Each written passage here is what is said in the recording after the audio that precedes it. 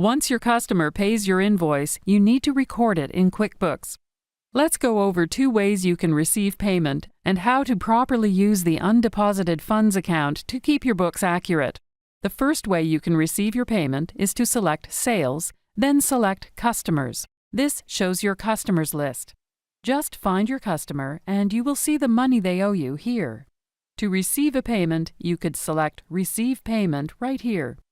However, another way to receive payment is to select New and Receive Payment, then enter the customer's name. QuickBooks displays any open invoices for that customer. Select the checkbox for the invoices the customer is paying. QuickBooks assumes that the customer is paying the entirety of the invoice, but if this is a partial payment, you can change the payment amount. Next, record how the customer paid you.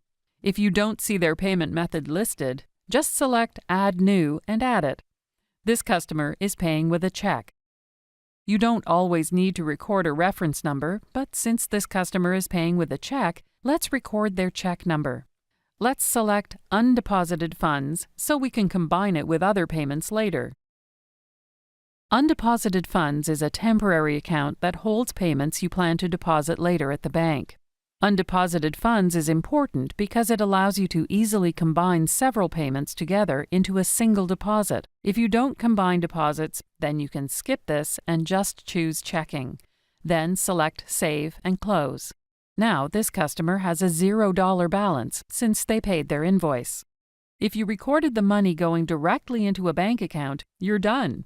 But if you used undeposited funds, you'll need to record the deposit after you put it in the bank. To see this process, watch our video on how to record a bank deposit. Now try recording an invoice payment of your own.